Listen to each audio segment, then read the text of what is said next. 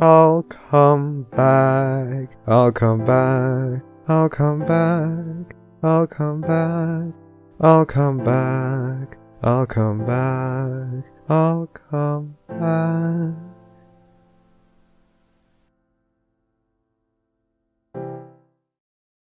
Pussy. Yes. We're not playing Goose Game. I'm No, it's wrong stream. Alright, it seems like we're about ready. Priest. We're actually online. Yeah. It's doing an ad, but you know what? Fuck it. No, but wait for the ad so our people don't have to wait through the ad too, because that sucks for them. Okay. Yeah, and then you can read it in. Will Smith has a new movie. Yep. All right. Great. 5, 4, cut the damn video here, Priest. Do something right for once. Hello and welcome to the Barcast, where the bar gets lower every single week. Your bartender this evening will be a non-pencil. Ravage. I can't follow that. Milk. Implying anybody could follow it. My name is Priest, and nobody picked up Enigma from soccer practice, so he'll be joining us later. But this week, we got a very special guest from the reviewer community. We have the one, the only, Thespio, but I like to call him DaWillstanator. Hello, lovelies. How are you all doing today? And to answer your first question, yes, I am already naked. Yes! This is off to a great start. This is best. Naked cast is naked. This I is mean, what hold on. Are we all getting naked? Hold on. All right. Okay. Nope, get naked. Shut up. This is what we're Ain't no doing. shame in here, bitches. Solidarity with the guest, Milk. I am getting so hot, I'm gonna take my clothes off. All right. You know you like it. Milk. I'm gonna take my clothes off. Well, that's All gonna right. be a good cast. All right, let's Priest go. For those who've never tuned in before, we are a community-oriented podcast where you ask questions, we get the guests and make them miserable with your questions because it's what we do. Miserable? What are you talking about? I know for a fact I'm gonna have a rousing good time here. What the fuck are you talking about? More like an arousing good time. He's so confident. He Hey. thinks we're not going to break him. I'm going to call out to how Violet do you right know now I'm and not get some already follow-up broken? questions in here. If you want to see previous instances of the cast, we're out on iTunes, Google Play Music, and all the other places where you can digest your podcasts. We're getting questions from FemFiction, and we're also streaming live on Twitch right now. We also accept questions via Twitter. So, if you have questions, please put them in the chat, or if you want to participate in a future cast, join us on FemFiction. It'll be a grand old time, or check out thebarcast.net. So, we have a whole bunch of questions here, but there's some things that are still kind of off limits. Pencil, what's examples of questions we want to ask our guest?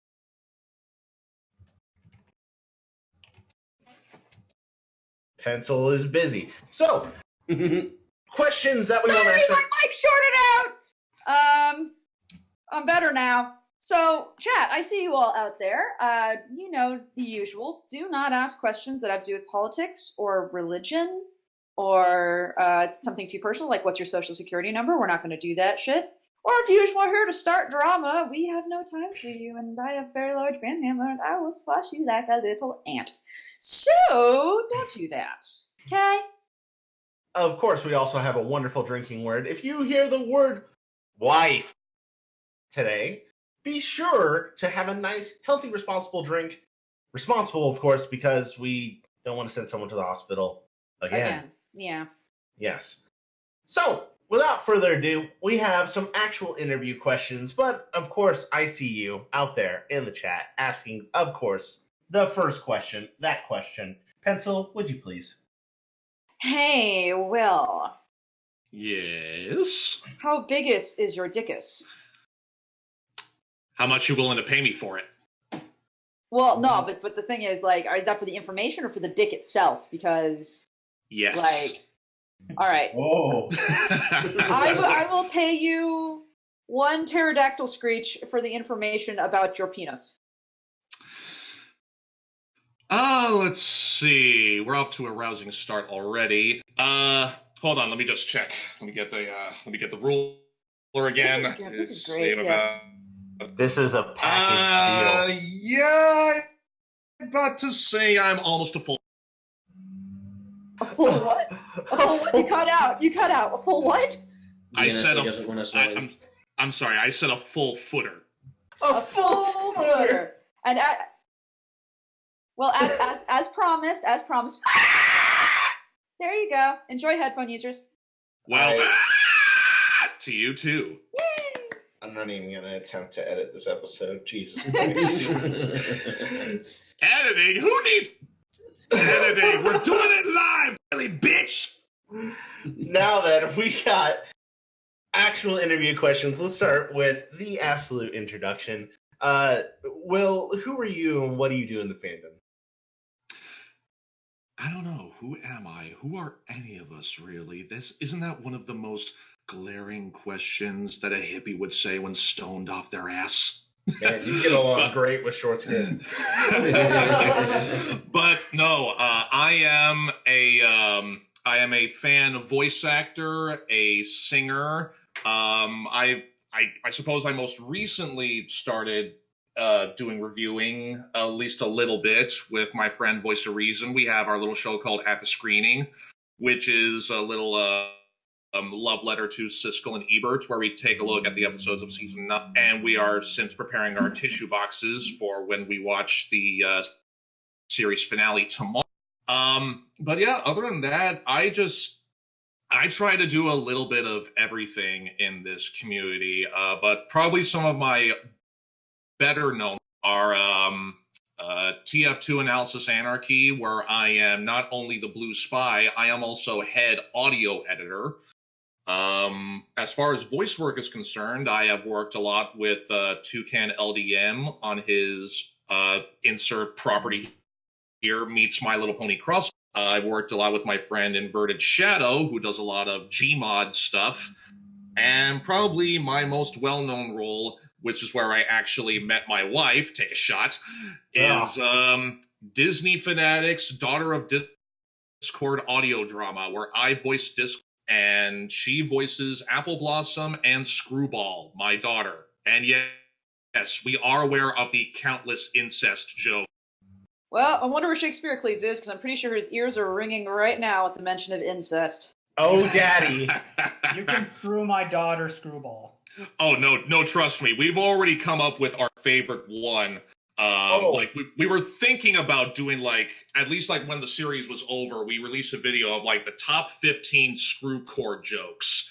And our favorite one, bar none, has been, "Forgive me, Daddy, for I have sinned." I know. Nice. So, obviously being a brony is a little deviant in our community. But that said, how did you get into the fandom? Oh boy. Okay, so this took place, I want to say, it was the in-between period of seasons 1 and 2. And I think I hear a train passing by. Rav?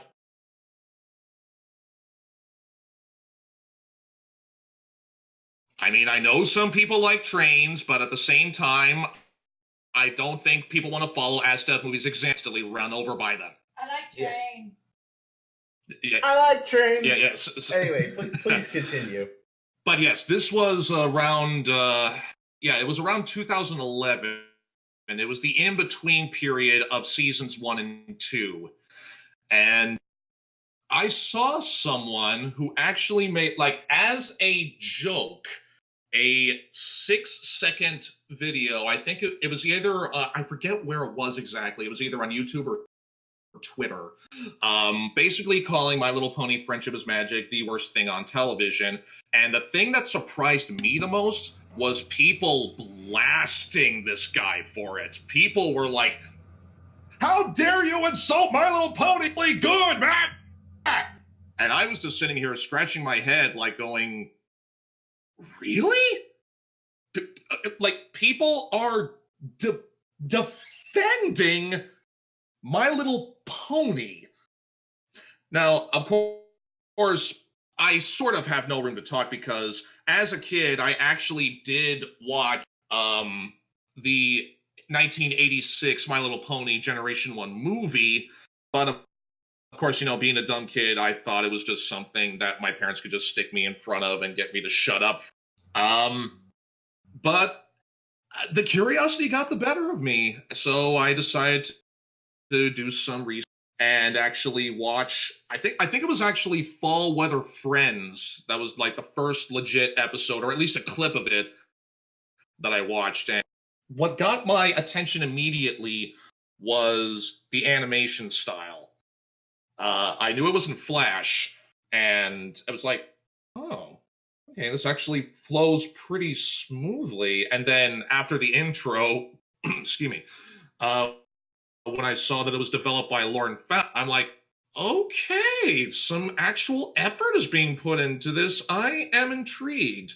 So after I watched the entirety of Fall Weather Friends, consider my curiosity piqued. So I decided to go back and then watch the rest of season 1, which I completed in about 2 to 3 days.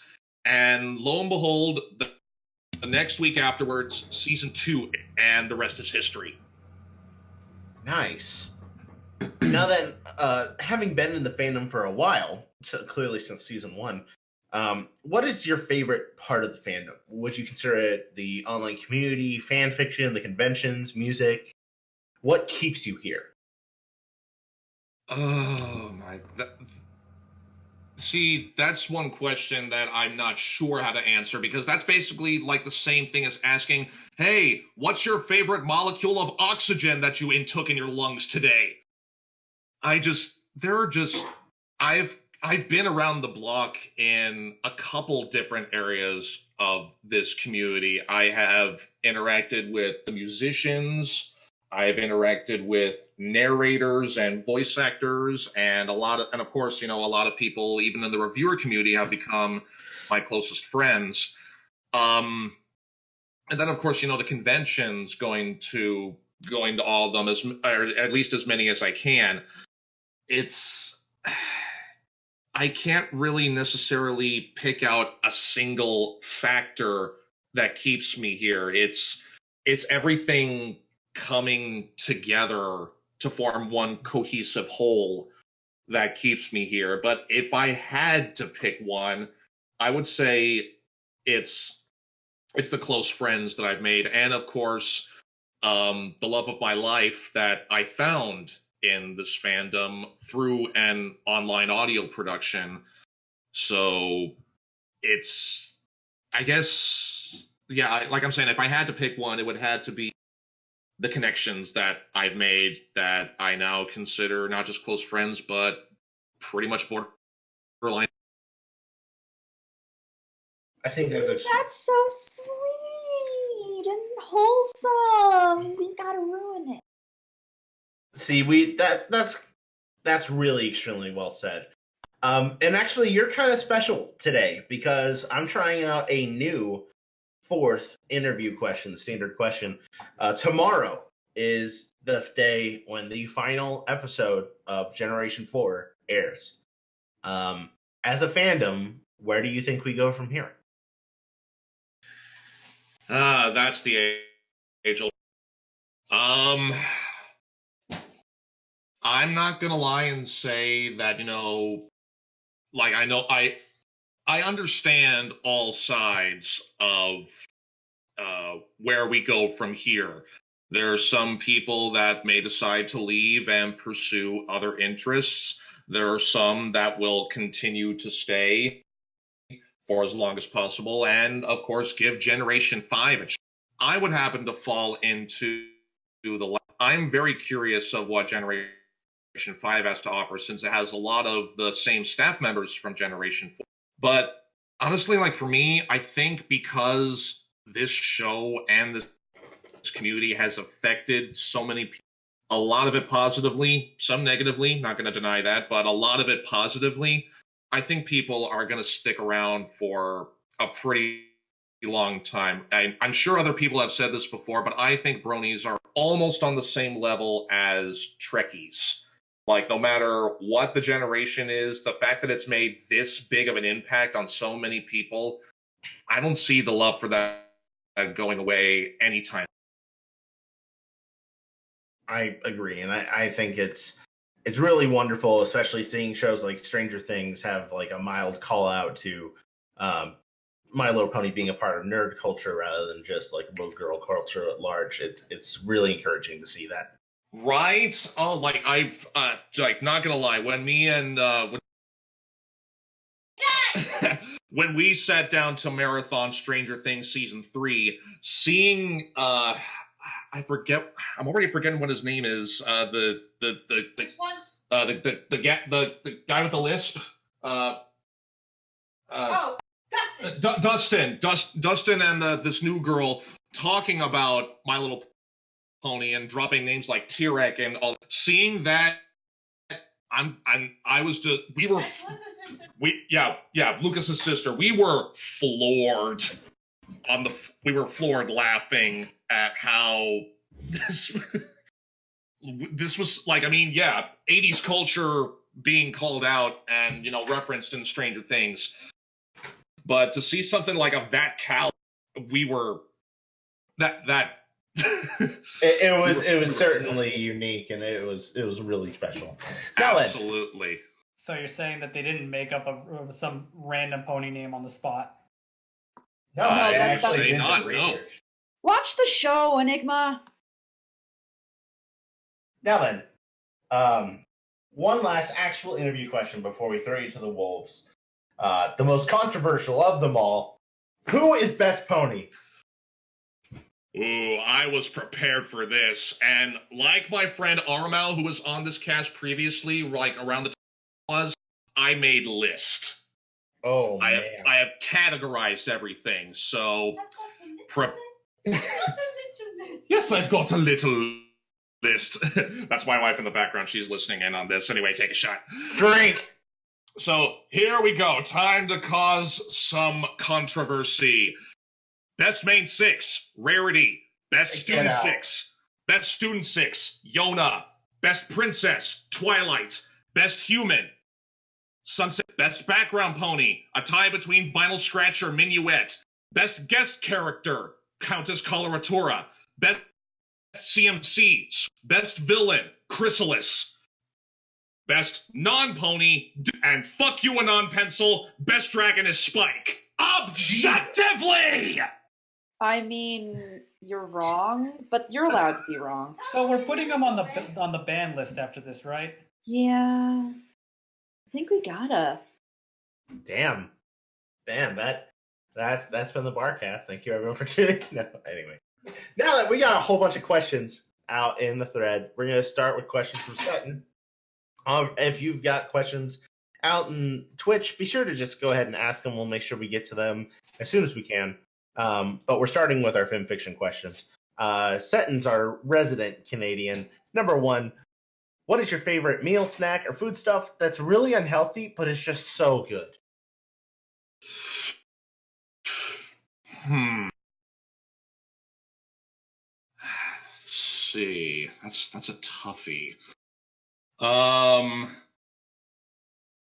would have to say I am a sucker for funnel cakes. You take me to a carnival or a county fair, funnel cakes are the treat I will immediately go for. I know they cook it in a ludicrous amount, but the oil and fat and sugar just makes it so worth it. The greasier, the better. Abso-friggin-lutely. I have yet to try certain other carnival fairs though, but I guess if I had to be broad about it, carnival food. Well, okay, so what kinds of carnival food have you not had? Like, have you had a deep fried Twinkie? No, I have not, nor have I. There is one thing I want to try just to see how the fuck they make it, and if it'll actually stay at that consistency, deep fried ice cream.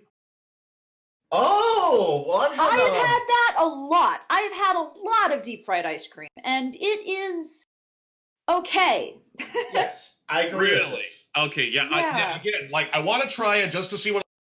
But my main interest is to see how the fuck they make it. Honestly, there's a point. You combine a cold treat with boiling oil. It should not compute. It's fine in the sense that the ice cream stays pretty ice creamy for a while. My issue is that the dough around the outside doesn't really stay crispy because it's got ice cream melting on the inside. And so you just don't really have a crispy outside for very often. It goes away. So that part's that's funny. That's what I mean. It's like you're combining two things that shouldn't go together, but yet you do make it go together, and I want to know how the very, very quickly and with lots of oil spatters, so don't get too close to it. Anyway, I frying turn the dairy in the milk in ice cream into cheese. From what I that's not how you make cheese. Oh my god! From what I understand, there's a really special like deep freezer involved, and I have had. I double checked this to make sure I'm not just being stupid. Mexican fried ice cream, but I don't know if that's different from just normal fried ice cream. It's kind of not. Anyway. Oh, okay. Now, number 2. What is the biggest or weirdest fear that you have? I wouldn't necessarily say I have a weird sort of, but I do know I do have let's see, probably my biggest fear, like at least nowadays. This is actually in sort of a form of a story. Oh, please. I've sort of grown to have a fear of falling. And what I mean by that is, you know how people often feel like they're afraid of flying in airplanes? Yes. That's what I'm getting at. I have a fear of falling from that great of a height. Like if you put me like on a trampoline or like a diving board or something, I'll be fine. But something like higher than like a roof of a 2-story, that is enough to, get me spazzing out. Now, the reason why I bring this up is because with the story I'm about to tell, this involved, I believe it was 2017 BronyCon. Oh no. Where it was either 2017 or 2018. I forget which year it was, but basically, we didn't have a nonstop flight to Baltimore. We had a connecting flight to Detroit and then Baltimore. And let's just say, A, I'm never flying Delta again, and B, getting into Detroit, like I want to say like the last half hour as we were descending, we were being jumbled around so much. I actually felt my ass raise out of my seat like once or, and I was having a full-blown panic attack. And this was also one of the few times because my wife, take a shot, was flying with.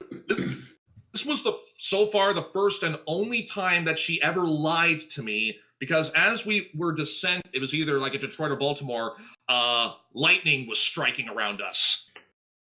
Oh my gosh. So I saw a flash outside the window, and I'm like, oh my god, what the fuck was that? Was that lightning? She was saying, no, that's just the light underneath the plane as, it's descending, the light that's underneath the wings blinks. She lied. That was actually lightning. And that was the first and so far only time that she's ever lied. Just to make sure that I wasn't having a full-blown panic attack or seizure or whatever So, yeah, ever since then, I've kind of grown to have a little bit of PTSD when it comes to traveling by. I guess you can say that thunderbolts and lightning are very, very frightening.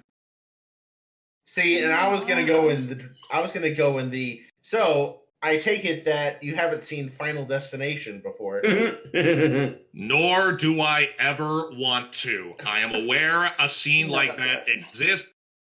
I have seen one instance of a never fucking again. Totally fair. The next question that we have is, why is bagged milk the best milk?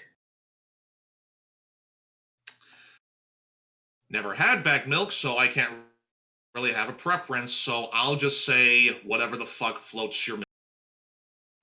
It's awful. Canada should feel ashamed. That's all I have to say about that.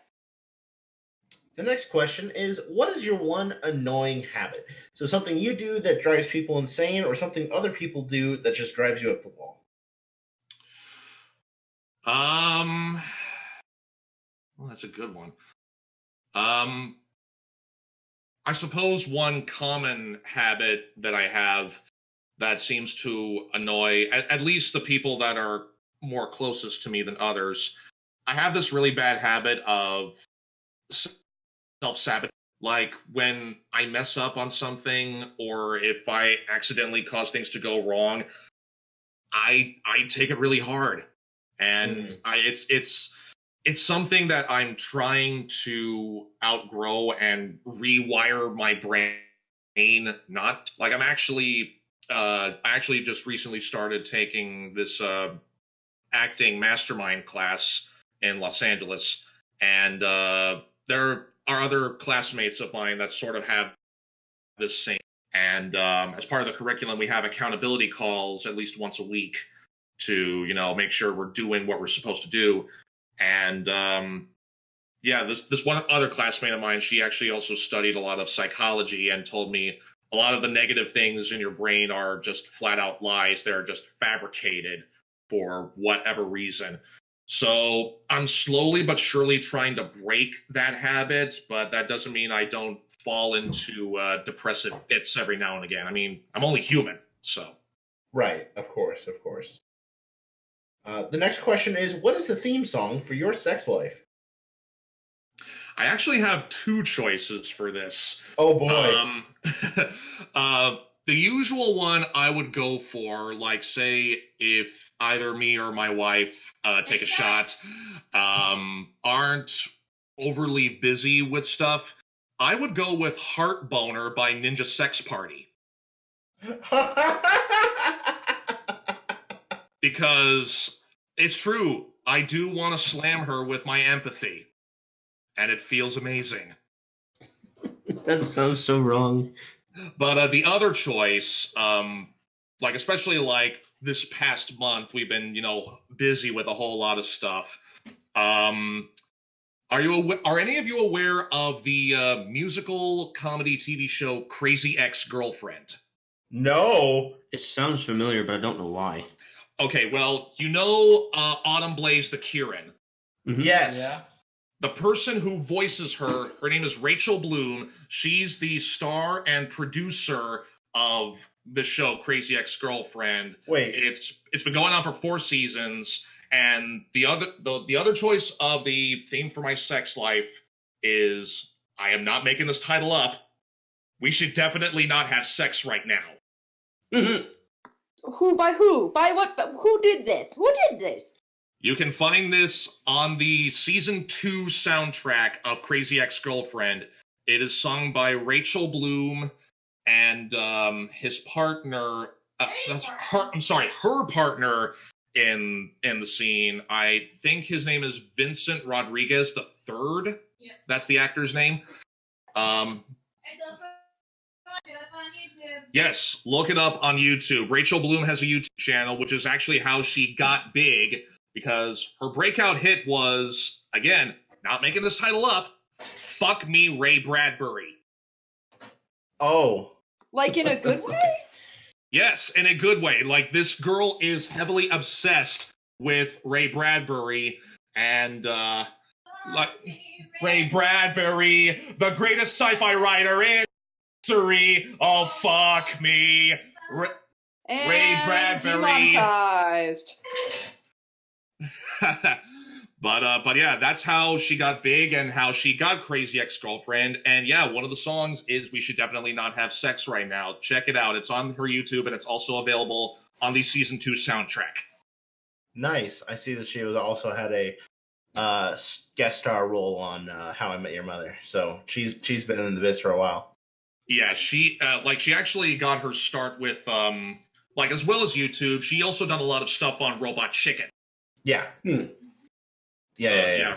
Rachel Bloom is amazing. I would actually love more than anything if she could come out to at least one pony convention. Oh, man, that would be crazy. Yeah. Now then, next question. Do you watch anime by chance?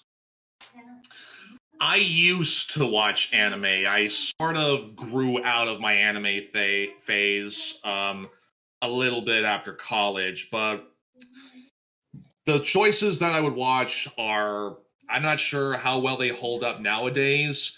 but I would watch things like Haruhi Suzumiya, Lucky Star, Azumanga Daioh. But I know one anime I watched from front to end, all the way through, when it was on American TV on Toonami, was Bobobo. Jesus God. fucking I Christ! remember this. God damn it.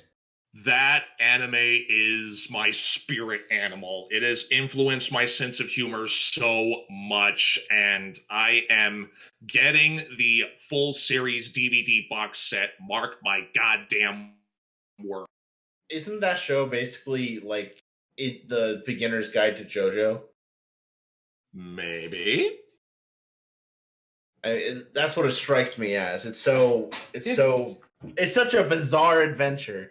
But It's Yeah. JoJo if he was a goddamn Looney Tune. If even that, yeah, maybe you could go Bobobo the trial period before JoJo. I mean, come on. It's about some vigilante who fights bad guys with literally his whip-like nose hairs, for those that don't know. I was trying to forget, but thank you. You're welcome.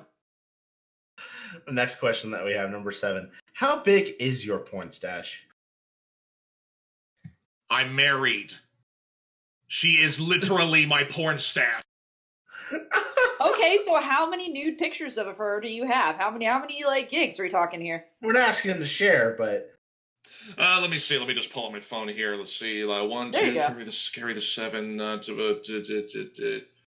Why even bother have pictures? She can sometimes just get naked right in front of me. hey, thanks, wife. Take a shot. Oh god. Okay. Up next, we have Short Skirts and Explosions, writer of Background Pony and writer of.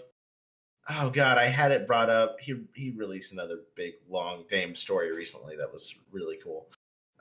He asks, "What doth life?" Life is about not talking with lips. Nice, Daffy Got a Duck. pop filter. Get wrecked, people with speech impediments. I hope you've got a pop filter with a spit guard. I do, but I'm not using it. Oh, we're going raw today. Oh, daddy. All right. Moose Tassim's up next. He asks, number 1, is Equestria a vacation spot or a permanent residence? I would have to say a vacation spot. I'm pretty comfortable with where I'm at right now. But yeah, I would not mind visiting Equestria just to see what the hullabaloo is, and yeah, just have a rip snorting good pony time. Awesome. Number 2, it's time for some cheeky timeline shenanigans. You must replace one piece of historical artwork, including paintings, statues, literature, videos, other music, with a piece of art that you've created or you've assisted in creating. Your art gets the same exposure as the original, including public showings, reading schools, assignments, being read in church, whatever. What do you replace with what, and how has history changed? Ooh, ain't that a mouthful? You know, it probably just to be the, I'm not sure if this is more of a troll move or some sort of, what's the word for it? Like moving forward, I don't know if this is like a troll move or like starting a movement, but I'm thinking maybe replacing the Mona Lisa with I don't know if you guys know this thing, but there's this thing going around on DeviantArt with this thing. Sorry, DeviantArt isn't part of your internet package. Please contact your internet provider and add it to your monthly subscription. Oh, God. Did you make this?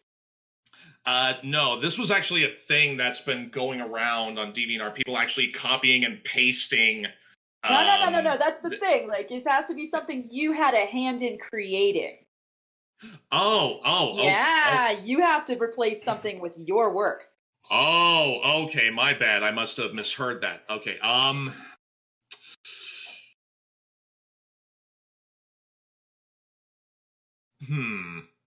You know what? Fuck it. I'll still go with the troll move. I'll just replace the Mona Lisa with because everybody needs more of those, right? More what? Sorry, you cut out. What was that? I said replace the Mona Lisa with a dick pic. A dick pic? Just a picture of your penis? Oh my god! Jesus Christ. People will analyze the depth of perception and contrast and shading for years to come. And all the veins, too. So with Why else do you think Mona Lisa would be smiling?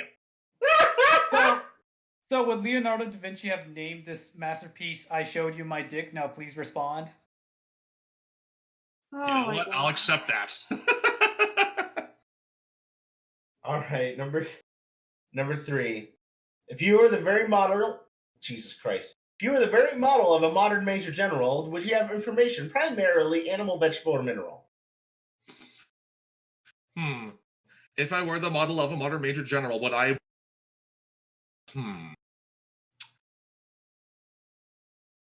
Yes. Yes! Yes! Perfect. It's better than my second answer would just be major general. Accurate as well. Metaphorical, the fact I get with the on top. Nicely done. Speaking of singing, I'm going to take a quick diversion out to the chat to a newcomer, Drake Emberhart, who's in and listening. I want to ask you, how was your experience working on the L Train's Fall of an Empire and working with the Pillars of Equestria symphonic metal albums? We've had a lot of people related to those projects reaching out to us recently, and thought we'd get your perception on it. Oh yeah, the metal operas I've partaken in with L. Those I would have to say would be my absolute favorite musical pieces that I've ever worked on. I want to say like I actually grew up having a singing teacher because I did do a lot of musical theater when school plays when I was a kid, and actually did have a little bit of dreams of maybe reaching Broadway. But then I decided, just try to focus on school and, a few other things. So throughout the past, I want to say, I think ever since MLP aired, I've been kind of trying to re-practice my singing. The L Train's metal operas that I have been so fortunate enough to be a part in helped push my limits to try and actually do more operatic style singing. It helped me try to appreciate better breath control. And I don't know, it's just something about listening to the final product and thinking to myself, this is something epic that I helped create. It's such a good feeling, and heck, sometimes me and my wife take a shot. We sometimes listen to my segments as Sombra on Fall of an Empire as carpool karaoke, and she would sing as Luna. But I feel like being a part of those projects really helped push my limits as a singer to try to be better than what I already was.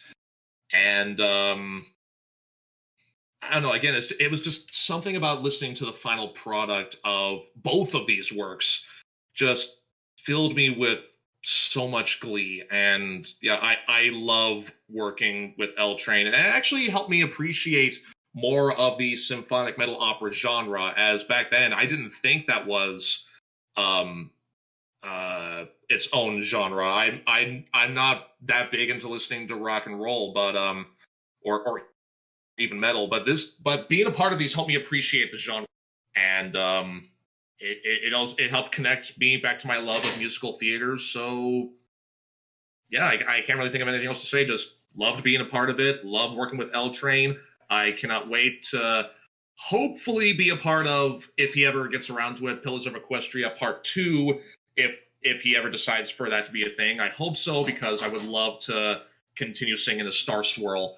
But yeah, love those two works that I was a part of. Awesome. Now, you mentioned something that caught me slightly off guard. You mentioned carpool karaoke to your own work. A lot of people, when they create things, they have a suffering of a thing called the creator's curse, where they're not able to read or like listen to their own voice because it feels weird to them. Do you regularly listen to your own work, or like is it a way of studying yourself? In a way, yes. I do listen to my own work as more of a self-reflection and as a way to see, okay, this sounded good. How can I make the next one better?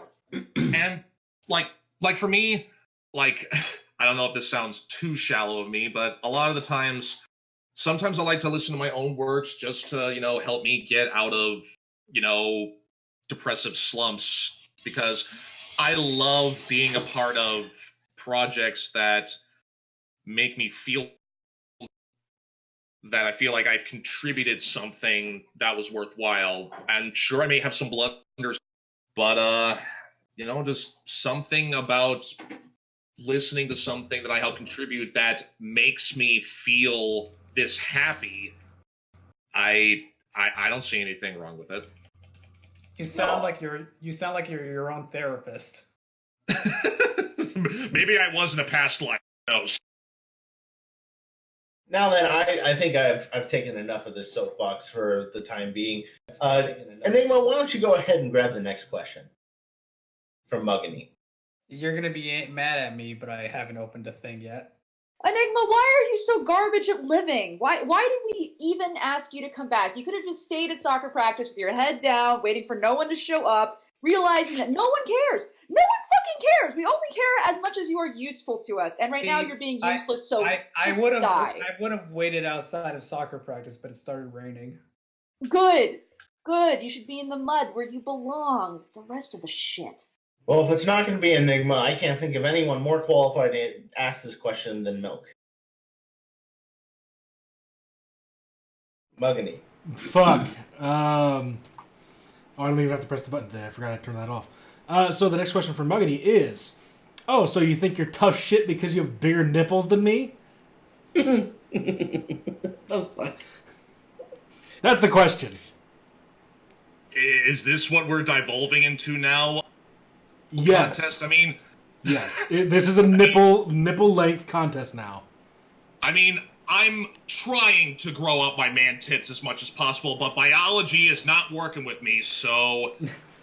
You just gotta bulk up on food. I'm sporting some nice A cups here and little perky tit nipple thingies right there, you know? It's not the size of your boob, it's the size of your pepperoni nips.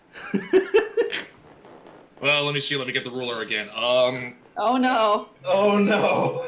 Ruler nips.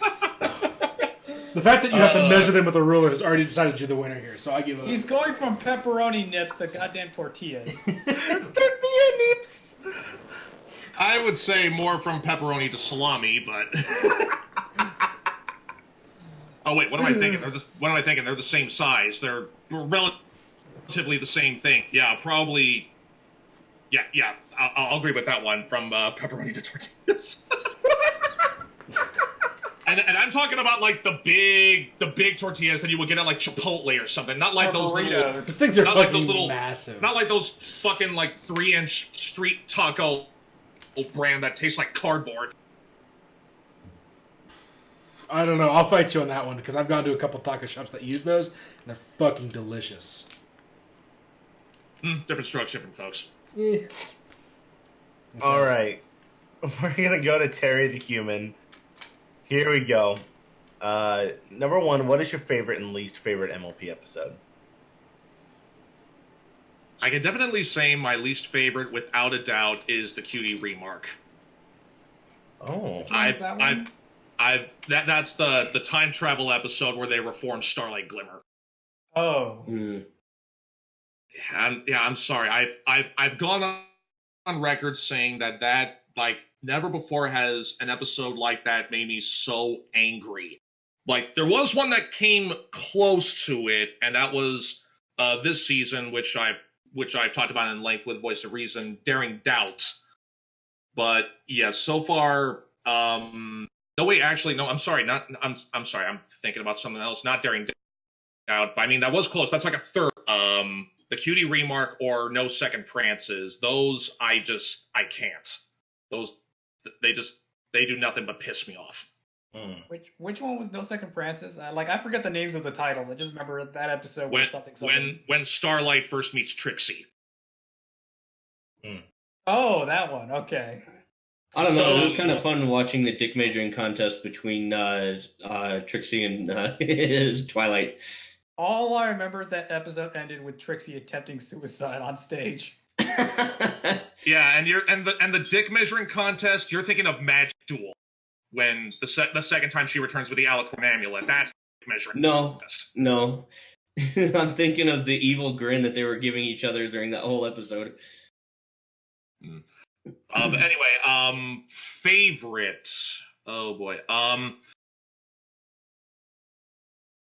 I want to say, I have two favorites that are almost tied. Like I have a category. One that is too entertaining for me to watch. It has some problems, but I don't care because it keeps me smiling. And another favorite that has affected me personally that I consider I can relate to this so much. The entertaining favorite is Rarity Investigate. Ooh, I like that one. When it goes full-on film noir in Equestria and Tabitha is bringing her S-rank voice performance. As far as personal favorite, I may need to look back at it, but I know one that I can list for a fact that because it's looking back at it has kind of changed and how I look at it, and I keep thinking back to it. The Point of No Return, where Twilight tries desperately to return an old library book. That was this season 9. Just the fact that it taught perfection in such an adult way, I almost broke down crying with that one. Because I'm not afraid to admit I can be a bit of a perfectionist. And I'm trying my damnedest not to let that control me. When I saw that episode, I had a dark thought of how it would end. The new librarian would give Twilight the address of where the old librarian is. Twilight goes there and it's a graveyard. Oh God. Well, given that they keep Applejack's parents' deaths in an obscurity, I would not be surprised if they did go that route. Yeah, but we're seeing them more. We even saw the parents with the kids this season. It was pretty great. Yeah, but they still don't say how they died. They pretty much confirm that they are dead, but they never say how. All we know is that their corpses are now providing sustenance to their love tree. That's true. That is one theory, yes. All hail the fuck tree. Now then, number 2. What is your favorite memory as a brony? Oh boy. Okay, a lot of people may think that my favorite memory one would think I would immediately go to when I proposed to my wife, take a shot, at BronyCon 2017 after partway through the TF2 panel. But I would actually go for a different moment. This was when I was actually staffing a convention, Equestria LA 2015.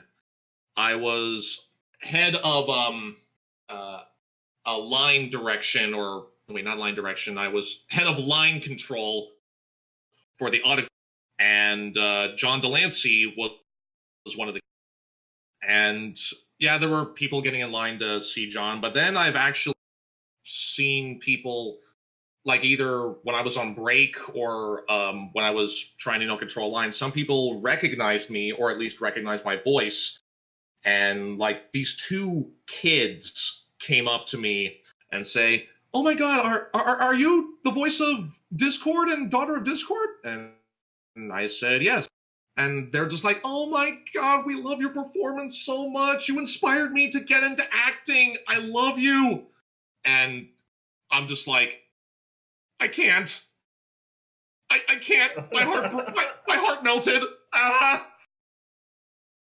just seeing these two young, I believe, it was two sisters. It was these two young, coming up to me saying how much my role in this little family audio drama made them want to pursue acting as well. I'm just like, see, that's one of the reasons I stay in this.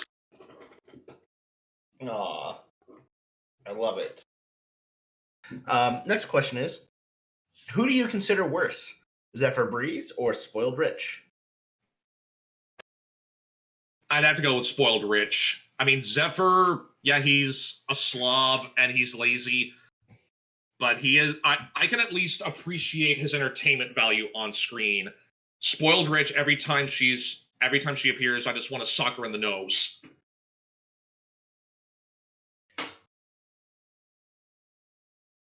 And shove all the bits that she makes up her ass. I don't know. I feel like if you sock her in the nose, you'll undo her nose job. Exact.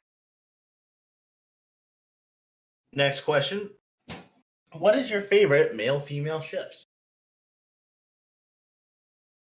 Like just straight up, like straight ships, like one male, one female? Is that what you mean? Yes. I would have to go with Sugarback. Aw, that's a classic.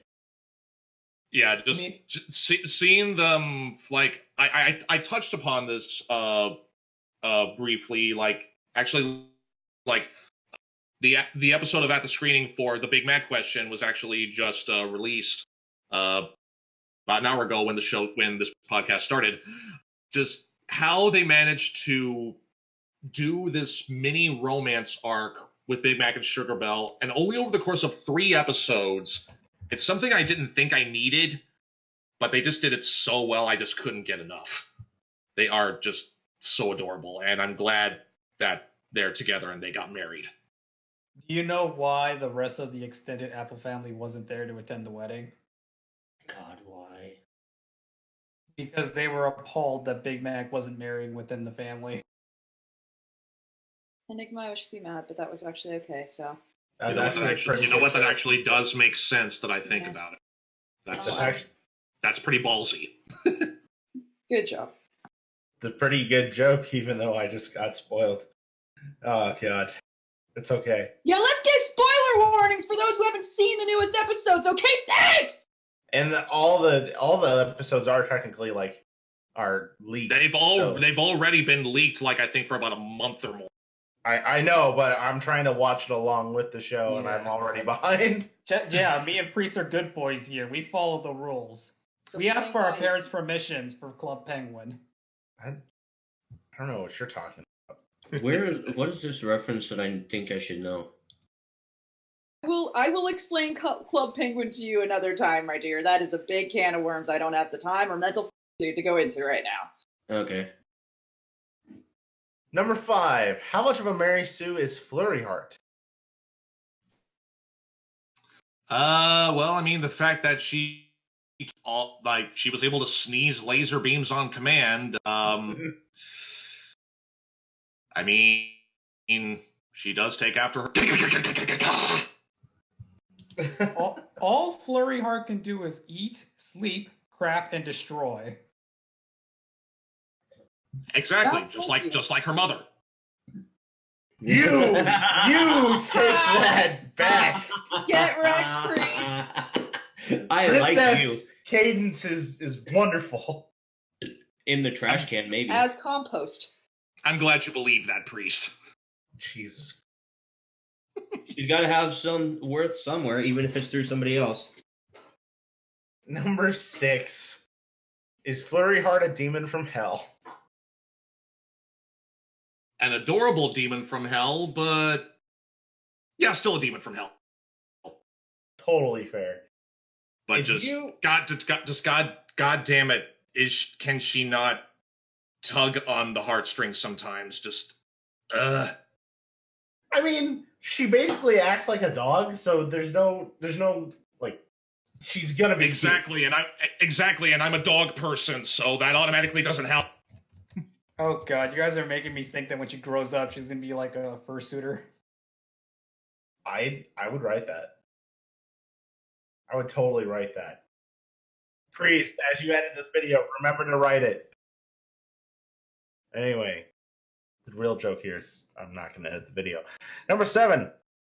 If you'd be an Alicorn prince or princess, what would you be the prince or princess of? I would be the prince of hamming it up. Okay. Would your Number cutie mark be actual ham? Why not? That'd be racist to walk around with that in that world. What? Well, I mean, I don't know if it would be. I mean, it might be racist to the pigs, sure, but Right, yeah. around other common pony folk, I mean, sure, we have yet to see a butcher in Equestria, but Those griffins gotta eat something. They're I predators.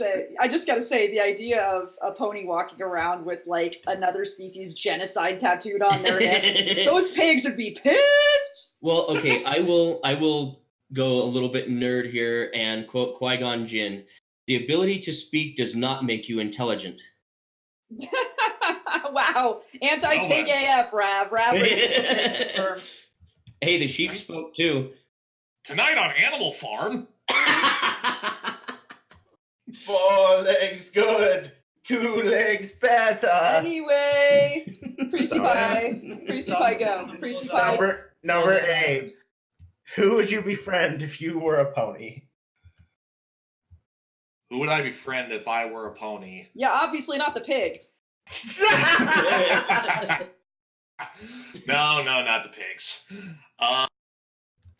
Gotta go with Rarity. She is one classy bitch. It's and true. Just she gets me. And president of the town bike club. I don't know. I feel like if you try to befriend Rarity, she's the kind who will leave you on red. I don't get anything that's being said right now. How will you know if you Saying don't take a chance? True. That's how comedy works. Number 9. Who would you betray as a pony?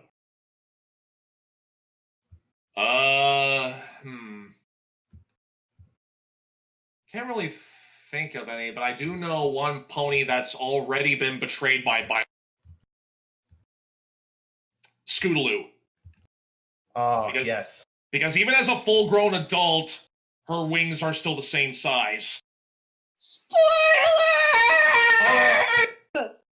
Oh, yeah, Oh, that keep episode forgetting. aired 2 weeks ago. Get the No! Oh, good boys here. I've been keeping spoilers away from these two.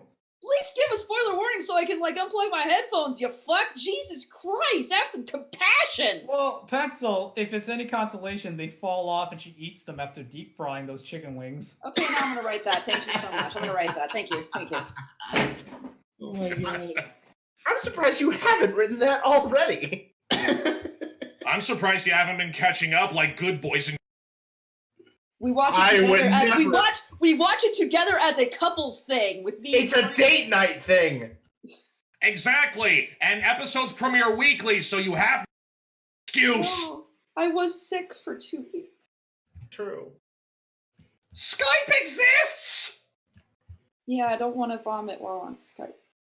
Or we're an LDR. Anyway, well, let's move on before we make the joke not fun. Number 10. Excuses. It's true. Number 10. Which Barcast... What the fuck? Which Barcast member would you turn into a Mary Sue Alicorn? Why not all of you? Perfect! Write it! Put it for forever. So all bonus- they would do is turn me into an alicorn because I'm already Because that way, if everyone is special, Nobody's special. Yes. I like it. Now then, we're halfway through the cast. So, Enigma has spent all week preparing a thoughtful and very smart advertisement for us. And you know what? I just couldn't say no to him. We've never given him a chance to do an ad. Enigma, go ahead. Why are you saying all week? You literally told me 10 minutes ago. No, you had all week to prep this, Enigma. Come on. You wrote it and everything. You're a writer for BabsCon. I have total faith in you. Come on. I'm ready. I'm ready for the ad. you know, retired workhorses, they don't invest very well in 401ks. But that's okay. They don't have to, because we can give them the money they need for their horse hookers and drugs. Look at BoJack, for example. Oh god. I don't know where I'm going with this, but there's a there's a horse charity. Give money to little bits so he can continue to live. That's all I got. What's the name of our charity? Red Wings Horse Sanctuary. There you go. Good job. I want Yeah. to pet the horse, but I feel like it will bite me. It might. Look at my horse. My horse is a man. We're also accepting. Reasons. Anyway, sorry, we're good. If you don't have the chance to donate to our Patreon on a monthly basis, consider donating some Twitch bits. We'll read out your name at the very end of the cast if you have the ability to donate just even 10 bits or just a little bit to help out our horse cause, in addition to interviewing wonderful people. Speaking of interviewing wonderful people, I want to give the floor right now over to the DaWillstanator, who has their own project. All right. So, this is actually not necessarily my project. I'm just a co-producer. But my wife, take a shot, is actually in the middle of a crowdfunder for a horror short film that she has written. Well, she's been writing it and perfecting it for the past year or so. I want to say since last June. Yeah, last June. Yeah, good. And she has just launched a crowdfunder for that about a few weeks ago, and we're at the halfway point. It is called Only You. It is a stalker film. It's basically showing that anyone can become a victim of stalking, and it can happen for any reason at all. The tagline is, it's the cautionary tale of a man who comes home to find his stalker waiting for him with dinner on the table. So she is trying to raise money so that way we can make this short film and submit it to film festivals and the like, because she has a huge passion for the horror genre, and I've seen her toiling away at this idea ever since we got, I think, yeah, it was like while we met, while we got married, and now we're trying to make it all come together. So I would like to direct everybody's attention to, if you go to onlyumovie.com, you'll be directed to the film's page on Seed and Spark, and we're trying to raise $25,000 for the film's budget, and it'll all go towards the cast and crew, post-production, locations, equipment, all that stuff. Because, yeah, making movies, regardless if it's feature length or even short film for film festivals, it costs a pretty penny. So, and we're currently on the last day of our sweepstakes. So if you decide to contribute, it started this past Monday up until tonight at 11:59 p.m. Pacific Standard Time. If you contribute to the campaign, you will be entered in a sweepstakes, and it'll be announced tomorrow during her live stream tomorrow. It'll either be on Twitter or on the Facebook page. The winner selected will get to do an escape room with her and me and another producer friend of ours, Angela, in Los Angeles. Around, I believe the date for that will be on October 30th. More details for that can be found on the website. You can also follow the project on Facebook, facebook.com/onlyumovie, and on Twitter at only_you_movie. Awesome. I know I'm going to be keeping tabs on it because I am just, oh my god, I love horror films. It's so great. Yeah, if you love horror and all that good stuff, then definitely check out the page, and please consider currently at 18% of our budget, and we're trying to get up to at the very least, with the way Seed and Spark works, if we make up to 80% of the budget, we are given the green light and we can keep the funds. But we make anything under 80%, the money, like, you won't be charged for it if you contribute. So we're really trying to push to get as many contributions as possible so we can get to that green light stage. Right. And if you're in the chat, there are links in the chat. Please go, please click, do the thing, donate money, and be awesome, please. Now then, without further ado, we have so many more questions for you. We're going to try to do our best to get through all of them. And this may be shocking, but I lied earlier about giving Enigma a full week to prep that ad. So, Enigma, if you want to read Alex's questions, you're more than welcome to. I can't catch it live this week. That's not a question. That's a statement. Yeah, they started Then number move one, to the dude. next one. Move to the next one. The next one is RK Striker. No, move to the next one. The next one after RK Striker is Hoffman. No. And I'm gonna put him on timeout. This is what I'm doing. You see that where there's Enigma, and I'm moving him. It's gonna happen. Move to. Yeah, there we go. It's good. Okay, now that he's kicked and back. I'm back. Can you do it right now, honey? Sure. Thank you. Does she love me? That's his first question. Depends on who she is. I think he might be referring to your wife. Drink. She is taken, you pervy bastard. Man, aren't I happy I'm not asking. He's British too. He's British too. Yeah, that two across the pond for you, man. Number 2 is, what's the craziest dream you've ever had? Didn't we answer this already? Craziest dream might be different than scariest dream. I'm sorry, repeat that again. I got cut off for a little bit. What's the craziest dream you've ever had? Craziest. I honestly don't really remember most of my dreams. Like they come and go. Honestly, I mean, there are some times where I'll tell my wife about it, take a shot first thing in the morning, but then other than that, I'll kind of forget. So I don't know if I can really answer that.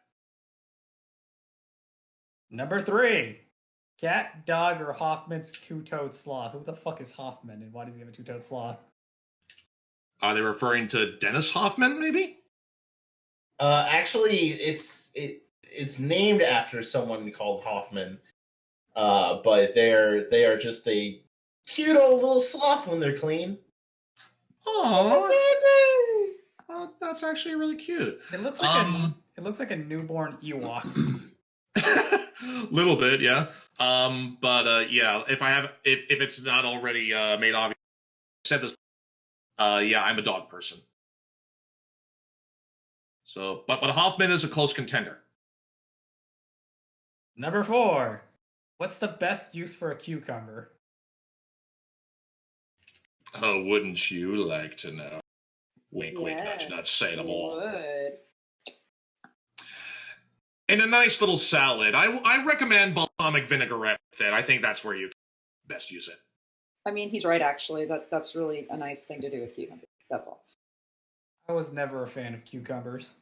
Well, that's because Number you're a 5. tasteless human deserves death. Anyway. Number 5, what's the worst thing you've ever had in your mouth? Oh boy. Okay. So there was a time where I stupidly agreed to do a ghost pepper challenge. Oh, nice. It wasn't the pepper specifically, it was the sauce. I got convinced to do it, and I was in so much pain afterwards. And like the thing that I'll take back from this is because I was sort of pushed to do it by my friend Eliora, who actually went out, and I think she was the one that bought the sauce. And yeah, I was in so much pain. I was furious. Let me tell you a thing about Eliora. She doesn't scare easily. She saw me angry and in pain. She was actually taken aback. A friend of mine who does not get scared easily was scared by because of ghost pepper hot sauce. So Oh my gosh. she knows to never do that to The same Eliora who laughs maniacally as she sets ponies on fire. exactamundo. Now then, we're off to questions from RK Striker JK5. You know what? I just feel like spreading around more of the love. Rav, do you want to take RK Striker's questions? Sure. Let me tab over to that. So, question number 1. What's your favorite non-MLP franchise? Franchise. I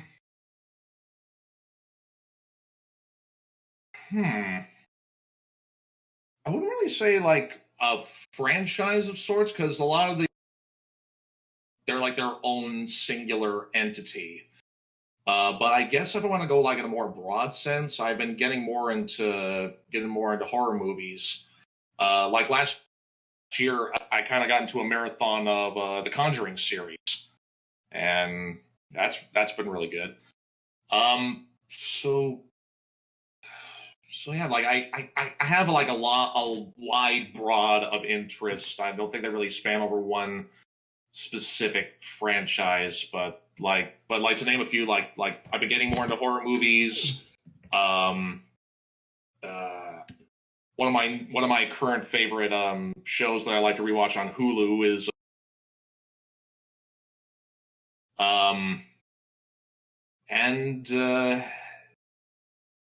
yeah, again, I just have too broad of an array of interests. I don't think I can really pin down one franchise aside from MLP that's my favorite. So, yeah, that's fair enough. I mean, I can understand. I switch interests like mad, probably once a week. So, question number 2: have you ever done anything for a non-MLP franchise? Yes, I have actually. This was it was about I want to say like about a year or so ago. I got approached by some people who okay, so I'm sure you guys know of Thomas the Tank Engine. Mm-hmm. Oh, we're familiar with him. Okay, so they actually had this little sub-segment on the official Thomas and Friends YouTube channel called the Thomas Creator Collective, where it's actually a whole bunch of fans with their own toys and their own models. They basically get to write, film, and edit and produce and put out their own content. And they've asked me to appear on some of their projects a few times as a voice actor. And I voiced little one-off characters here and there. But the two better characters that I've sort of been known to voice was these two characters named Merlin and so yeah, I've done things for a couple other franchises and other fan-made stuff as well. But the Thomas Creator Collective I've had the pleasure of working with, and they won an award for their work last year. What award it was for specifically, but they're pretty good. Nice. All right, so then question number 3. One of these glasses contains iocane powder. It is colorless, odorless, and one of the more deadly poisons known to man. So, which will you drink from? And remember, here on the Barcast, killing yourself is always an option. Please don't kill yourself. We don't mean it. Ha ha ha. Very funny. I think that's Good job, Ralph. Good job. I think that was a Princess Bride reference. It is absolutely a Princess Bride reference. It is. I grew up with that movie. I've never Gee, seen it. I never would have been able to tell. Yeah, thank you. Thank you. All I know about Princess Bride is that you killed my father and I prepare to die. Oh, have you never seen it, Enigma? I've never seen it. Will, tell him to see it. I got it. See it, you lazy fuck. Thank you, Will. Did I ever tell you guys I gave my little brother the Inigo Montoya scars? Oh God, no, please, just let our guest answer the question. This is not okay. I say fuck both the glasses and just give me a can of Coke. I'm happy.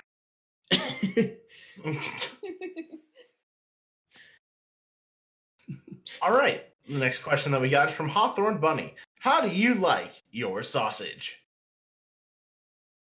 Perfectly attached and raw. Whoa. Well, you went direct on it, and I'm proud of you. And on your nipples. Yeah. What do you think? I'd be into like crotch tip? Gross. Ew. Exactly. Breasts. Hey, Sunbro Justin, for life. Oh, sorry, I didn't mean to cut you off. No, you're good. All right. Sunbro for life is up next. Number 1, what is your favorite video game? Oh boy. I don't game as much nowadays. I'm far too busy with a lot of things. I do know of a video game series that I would play all the time as a kid and up until college. The WarioWare series. Oh, yeah. Those are just they are just a barrel of fun. You never know what you'll get, and you're expected to complete it all rapid pace. I love it. I think I own pretty much every single version except the recent one where they actually have the characters talk in the cutscenes. WarioWare All Stars or Gold or something like that. I forget which. But yeah, I have them all, like the GameCube version, the Game Boy Advance, the Twisted version, the DS version, and the Wii version. So yeah, I love that series. Awesome. Still in line with video games, though. Number 2, do you have a favorite boss fight, or is that probably a bit too granular? No, it's fine. I can actually, this is actually a really nice segue because Wario is one of my favorite video game characters, and my other favorite game that's its own singular entity is Wario World for the GameCube. And my favorite boss fight from there, I cannot for the life of me remember her name, but it's like this huge green lady dinosaur. It's like the game is composed of like 4 worlds before you get to the really big boss fight. It has 2 mini boss fights and then 1 big grandiose boss fight to complete each of the 4 worlds. She's the grandiose boss of the first world, and she is just so much fun to thrash around, even though she is literally like 10 times the size of Wario, but that don't fucking stop him. I like it.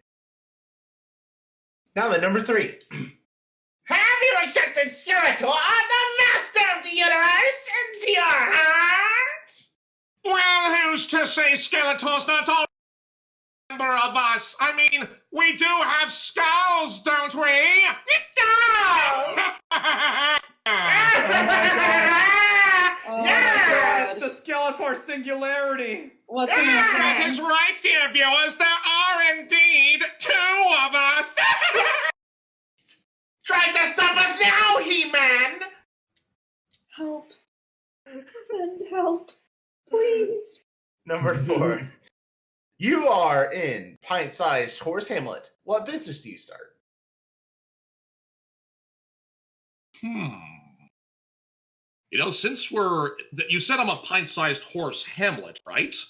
And what business would I start? No. You are in a pint-sized horse hamlet, as in you're in Ponyville. Oh, okay. I thought. No, you're not gonna wax sorry, lyrical I must about have life. cut out. No. Oh, gosh. Okay, I was about to say it's like but I guess it doesn't really matter because the business I would open up, I would start a theater school. Dude, would you show Hamlet? Duh! With an all-pig cast.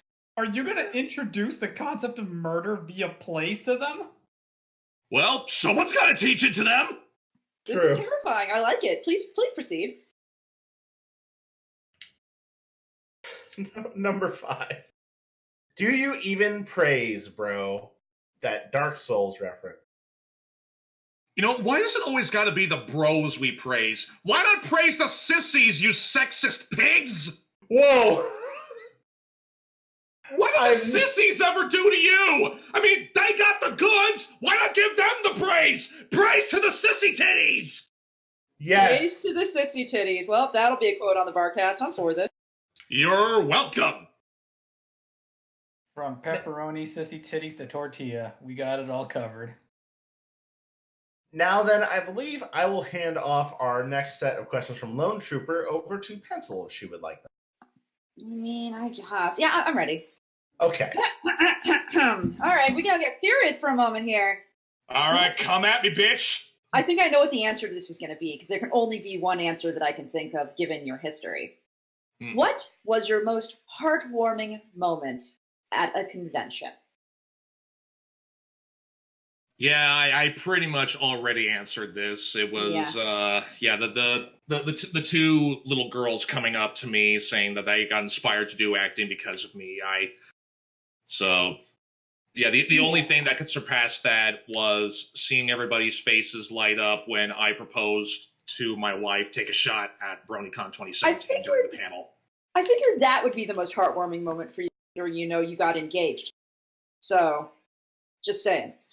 Yeah, like I said, that's the moment I proposed to her. That's the only thing that could beat the little kid experience.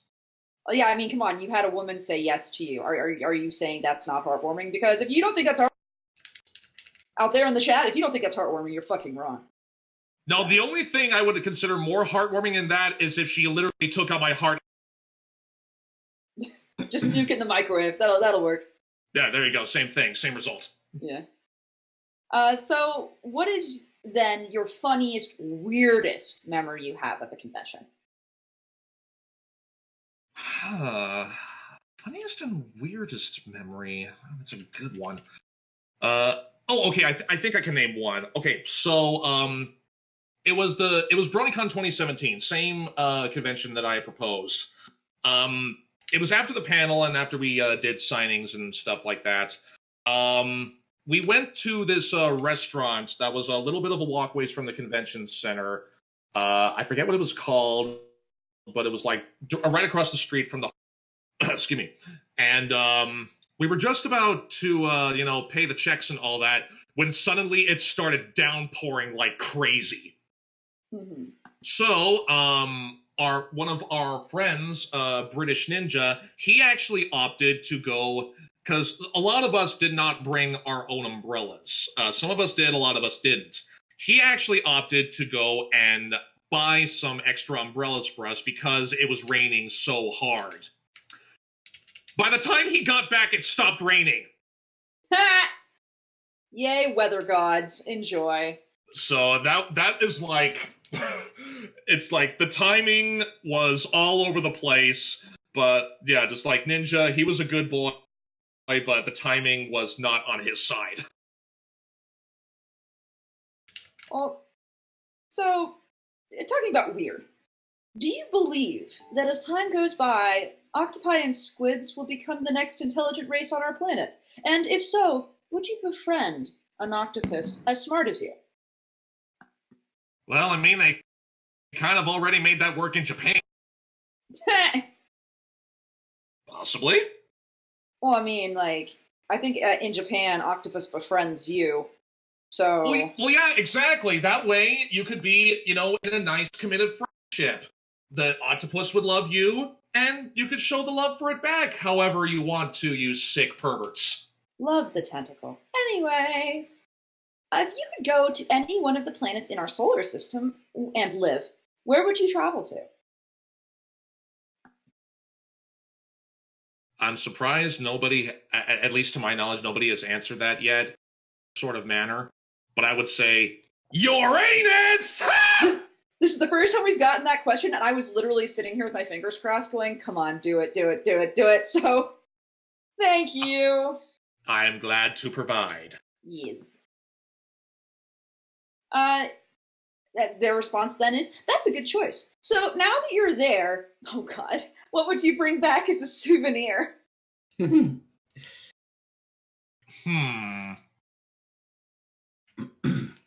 That's a good one. I would say maybe bring back one of its rings, because I think Jupiter is looking a little ringless. Put the ring from Uranus on Jupiter. Okay, that works. I mean, you could just always be vague and say, "I got you some shit from Uranus." That work. You know what? That works too. What the fuck am I talking about? I retract. That's so upsetting that you were so clever. Fuck off. Oh, god damn it. Okay. Their response to that is, interesting. So, when you went to this planet, you were the first human to visit. Congratulations, I guess. I wonder what other animals visited Uranus. Which means that you can plant your own flag. What would your own personalized flag look like that you would plant on Uranus? I know we're like 5, but I don't care. This is so funny. Who the hell says I have any shame? The flag would just contain a single poop emoji. I would have to put a dick as the flagpole, I'll be honest. That works too. Yeah, there you go. Have the full package. Oh my god! Are you okay, Priest? You put your dick on Uranus! Anyway. No, you put your dick in Uranus! Okay, it's okay, Priest. That was the joke. You know what would be the ultimate irony? Oh, if you just travel to Uranus and say, "Hi, I have this fudge delivery. Where do you want me to pack it?" Special delivery to Uranus. things you say to your wife before sex. Anyway. Don't forget to bring water with you, because Uranus is very dry. Okay, I have to ask, Will, what would your wife say to you saying that as you got into bed with her? I'll have to ask. I don't know. I may have to try tonight to see what the results are. Please post the Barcast. Let us know how it goes. We need details. All right, so the next question is actually a serious one. What has been the happiest moment in your entire life? One of the happiest moments in my life. You got married. Don't forget that. Well, yes, obviously. I'm trying to go a little more obscure, because getting married would be the obvious choice. And you know me, sometimes, or maybe I am, and maybe that's the part that's not obvious, or, God, does my brain hurt? Yeah, in all seriousness, I would have to say my wedding day. Or more like, I want to say like week and a half, because like right after we got married, we celebrated Halloween by doing a movie marathon, and then right afterwards, a few days later, we went on a Carnival cruise for our honeymoon. It was the first time I have ever done a cruise, and being able to do it with and no, that is not a cause for a giggity. That whole experience has made me probably the happiest I could ever be. See, that's the wholesome content I came here. Uranus and love unconditionally. It's great. It's great. I love Uranus. Yeah. Thanks. I love Uranus too. Anyway, where would you like to see yourself in the next 3 to 5 years, both personally and professionally? Well, I would definitely say professionally, I would like to, reach out and do other projects. I am actually looking into creating my own acting website, one for voiceover and then one for film and TV. Because as a promise that both me and my wife take a shot made to each other as part of our vow is that we would both do whatever it takes to help each other with our career. And she wants to make it big in the horror film industry, and she's hoping that with this short film that'll be the first big step. And I'm trying to really sort of explore my niche or niches and stuff like that, and just try to be a better working actor and stuff in either animation, TV, film. Maybe I'll even go back into trying doing theater. Just, I don't know, like, I love to work. I love to act. I don't really care what the medium is, as I still get to play pretend and hopefully get paid to do it, then I'm in heaven. Personally, I don't know, just, I guess, still living, just, living comfortably. Maybe at some point in life, we'll get us a house or something like that. But just living comfortably. That's really all I want. Living comfortably, working, and always being able to come home to each other. See, that's again the good wholesome shit, and I recommend this. I support this. Fuck yeah, Will. Yeah. Yeah, fuck yeah. Hey, Priest, it's your turn again. Now that we've been wholesome. Fuck yes. Wait Speaking a second. of Hold wholesome- on. I have to be stupid. Hey, Will. Hmm. We were wholesome about Uranus. Ah. That was awful. Thank you. Let's continue. Now, the next question is going to bring out a little patriot in all of us, I think. How does this picture that I'm posting into our Behind the Counter chat make you feel? All right, let's take a look at what we get. Oh my fucking god. This is from that other guy. I've seen worse. Just like, yeah, okay, it's a tank with a tongue. We good, bro. Yeah, but like I said, I've been around the block. I have several uncomfortable venues of the interwebs. Nothing surprises me too much anymore, honestly. The blowjobs, though. That's close. But then again, I'm married. I can get that from my wife any day. Take a shot. Yay! All right. Now it's time for questions with Violin.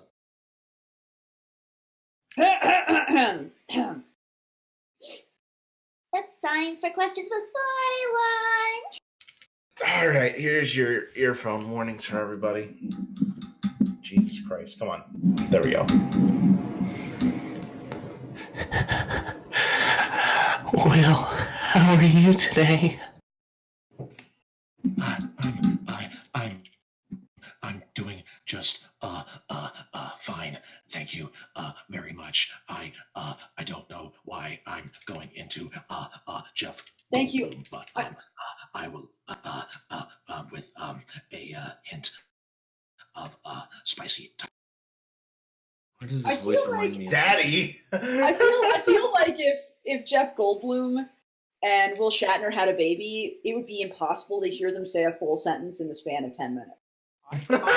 I felt like a lowly surrounded at both sides by two neckbeards.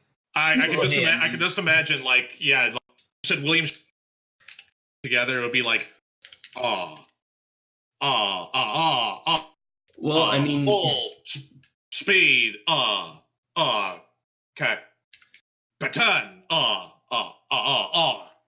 Yeah, thank you. Okay, that is exactly what I imagined. Thank you for that. see, I got one better for you. You could swap out either one of those two for Nicolas Cage and it'd make it worse. That would just Or be better. yelling. That would just be screaming like I do. Speaking of screaming, the next person with questions that isn't screaming is Desert Bloom. Nailed it! Number one. Before you stand two mares, one with a brilliant white coat, another with a coat as black as naught. So what is 2 plus fish?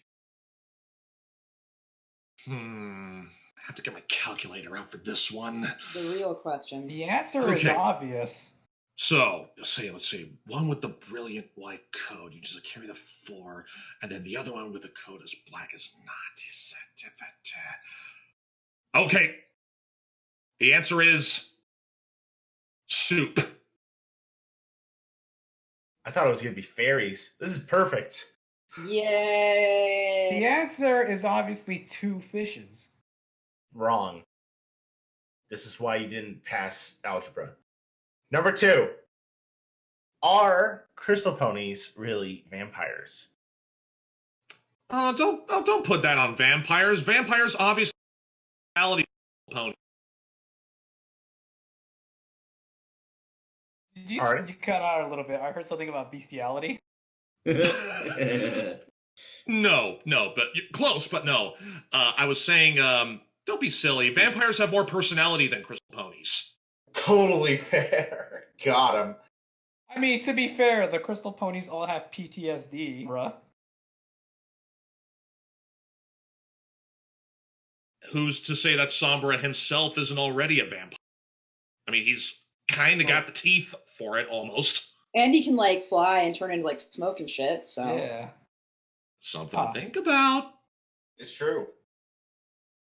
Now then, number 3. It's time to play with a little fire. Hug, cuddle, or boop. Changeling, a bat pony, and a non-pencil. wait, what? Why am I in this? What a twist. So, Apparently, okay, so, apparently you're cute. Oh Okay, god, so I would kill him. okay, you said it was Changeling, a non-pencil, and bat pony, and it was hug, cuddle, or boop? Yes. Tread carefully, my dude. I would say hug, pencil. This is acceptable. Boop a changeling, and cuddle a bat pony. I think you just had your hand bitten off, though. Yeah. But this is okay. I mean, you could like, what if you boop the changeling in one of the holes? You just like stick your finger into it and then run away. Isn't that sexual, though? Ooh, Yeah, kinky. you stick your finger in there and he blushes. Oh Jesus! I like how Enigma automatically assumed this is a male changeling. What hole were you referring to? You know how the females have holes in their legs too, your feet? I'm not. Do you have holes in your legs? I think he's talking about Uranus. Honestly, so I think the fact that you're bringing up female changelings having multiple holes, you're not any. I mean, I've written a story about it. But anyway! Number 4. 3 of the Barcasts have mysteriously passed on. Man, there's so many questions about us today. Why? This is so weird. Why? Who do you resurrect? Who would you leave for dead? And who would become the subject of science? And Who did you guys piss off? I don't know, man. I We've piss got off a lot of long people. list. It's true. Okay, How many people have we had on? So 3 members have mysteriously passed on. Who would I resurrect? Who would I leave for dead? And then what was the third one? Who would become a science experiment, so to speak?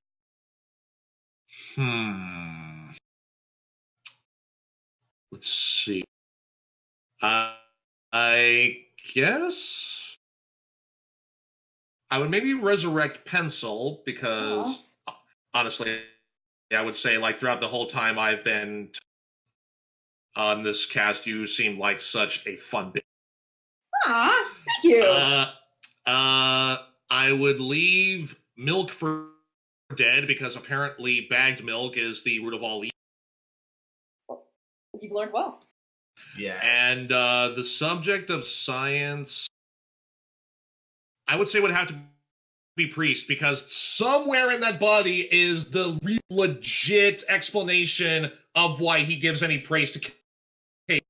Oh god. You hear that? You hear that, priest? Uranus is magical. Oh god. I deserve this, probably. You could be the next hit in the movie Magic Mike. That is not about science. I know. That is Really? about the opposite of Anatomy science. is. Really? No. I was gonna say he could be the next test subject in Human Centipede. Oh god. Which No, no. segment? I Don't answer that. Next question. should Scootaloo have parents? Oh, try to avoid spoilers, please. Oh wait, hold on. Actually, I'll just take my headphones out of my ears. Go for it. All right. Should Scootaloo have parents? Well, I mean, her biological ones are shit, but her aunts, they're doing a good job. Keep the aunt, lose the wild thorn ponies. You know what I liked about Scootaloo's parents, though? What? The fact that they purposely let a crocodile loose into the classroom just to make a grand entrance. Yeah, that was poor, and yeah, Scootaloo was actually Australian. She hides that accent so. Right? I was just happy to see our good friend Bill Newton back. Oh, man. Yeah. Oh, yeah. Bill Newton, he is such. Wait, Bill Newton was in there? Yeah. He voiced Scootaloo. Bill Newton's our pony daddy, dude. Okay. Like, Bill Newton is all of the daddies. He is! He's every pony daddy. So far, the only one where I know he doesn't voice the father character for is Rarity's father. I think that's. Yeah. I don't think he ever spoke except for that one time. Is this how Bill Newton is everyone's daddy? Did I come back to Bill Newton being everyone's daddy? Yeah. Yes. Yeah, Bill Newton. Bill Newton, I know for a fact, also did not voice Mr. Cake or Twilight's father. Or Starlight's father, too, for that matter. But still, but let's be honest. Bill Newton is everybody's daddy. It's true. Yeah, true. Sorry. Yeah, I'll go with that. Bill, please don't listen to this. Oh, I'm going to send it to him. Please don't send it to Bill! We're going to donate to his stream. We're going to give him bits, and it's going to be great. No. Should we all send him like an awkward Father's Day card and it has all Please don't send things to Bill. He's so nice to me. Don't ruin this, you guys. We can't ruin this for Pencil, guys. So whatever you do, don't tell Bill Newton, hi, Daddy. Whatever you do, don't do that. All right. Don't go up to him and say, "Oh yes, Daddy," in Caillou voice. Honestly, going to go kill myself. Bye.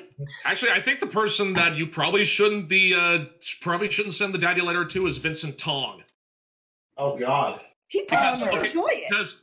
Well, yeah, he would enjoy it, but like, here's the thing. Okay, little story time.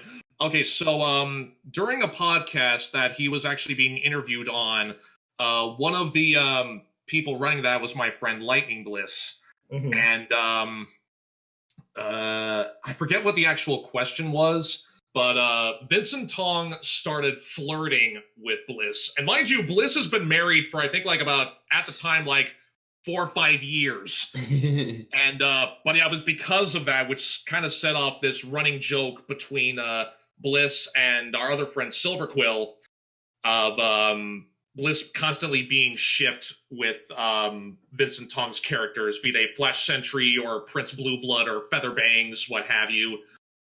And yeah, that's sort of a thing. But it also how we discovered that Bliss really loves pharynx, and by extension Bill Newton. So it's a thing. Aw. We'll have to have Lightning Bliss on to talk about it more herself. I had the wonderful chance of playing poker with her at HRPC, but we haven't had the chance to discuss actually in person. So did you poker face? Poker face. No. We're moving on to the next. Yes, please go. Jammer is up next. So has the cast been nice to you so far? Oh, this has been such a blast. You guys are awesome. Aww. Keep sucking it. All right, number 2. Number 1. Any cool stories or tidbits of useful knowledge to tell us plebeians? Any cool stories or tidbits of useful knowledge?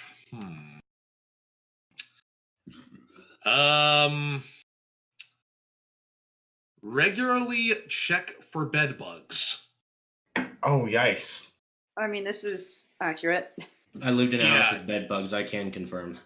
Yeah, because another story, me and my wife take a shot, moved into our new apartment back in June after living in a shithole for about a year.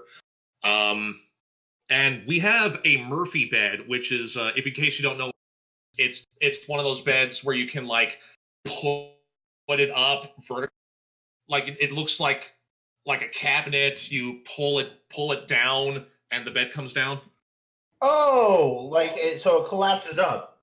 Yeah. That's the word I'm looking for. Thank you. Yeah, it falls out from. So we had to get it disassembled and moved from our old place to the new place. for whatever reason, either it was because our new apartment wasn't cleaned thoroughly enough, or something got into there during transport. When we got our bed installed and placed where we wanted it, my wife, take a shot, kept on getting bitten by bed bugs.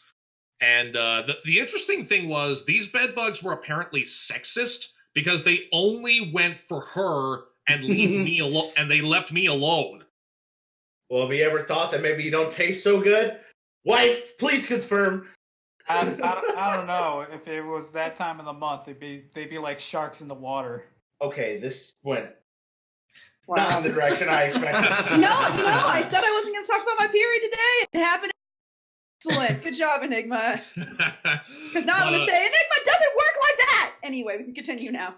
But yeah, we kept on being in this limbo of trying to figure out what the hell kept on biting her. Like, we thought it was honestly mosquitoes because, it was summer and all that. And, like, even when I was going out to work, I would get a few bites here and there when I go out to work from mosquitoes.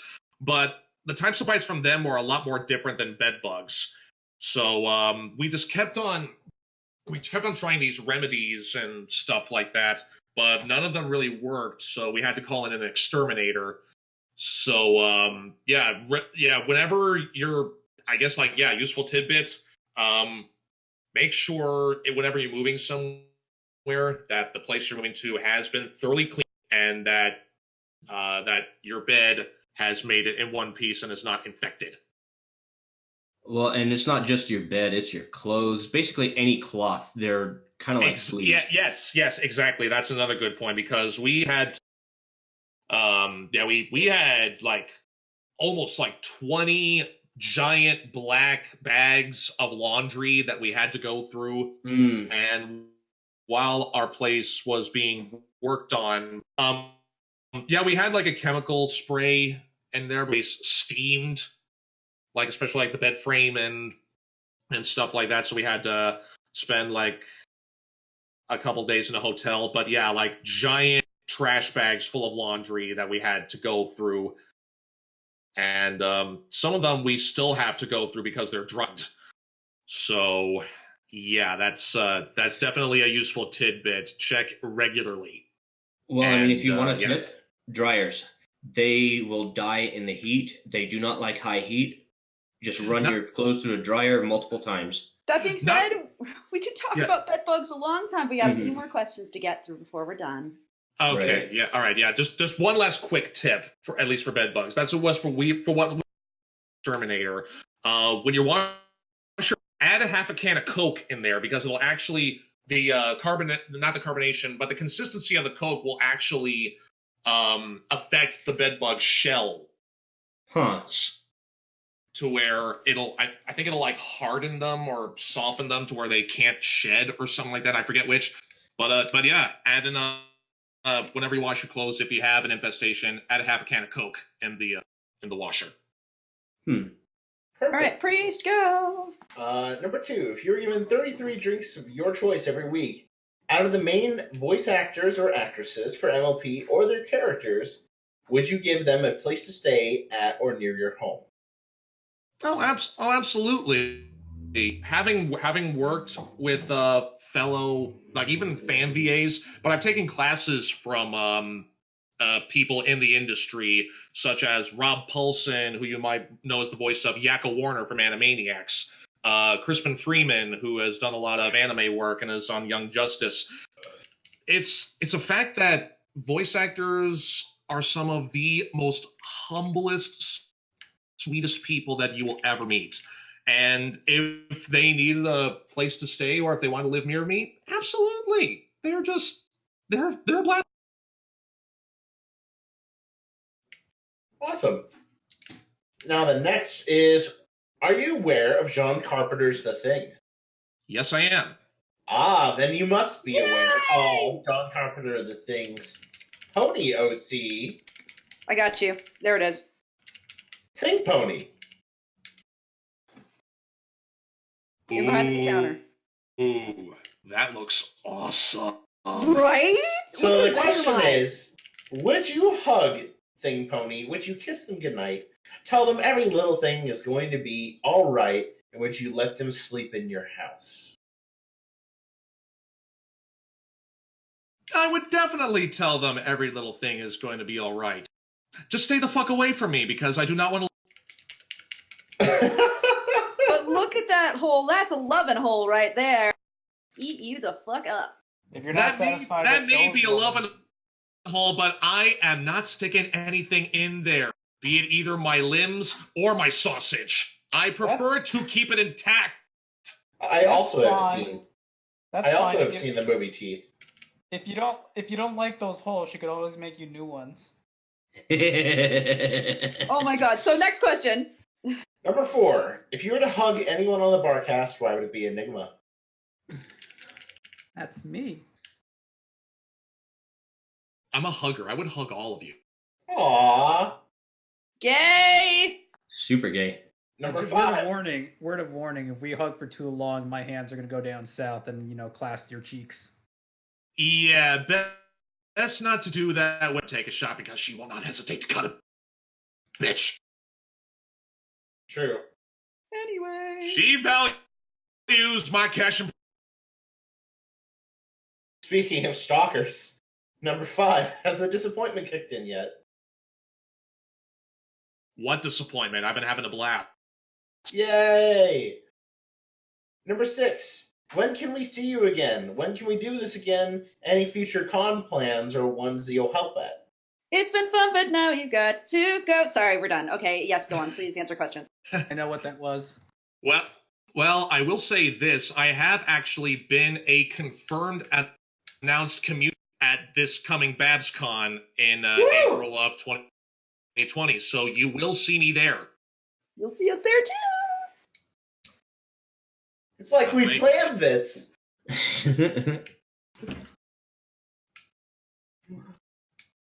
Awesome. Well, we're looking forward to seeing you there, and who knows, maybe we'll even pull you up into something fun.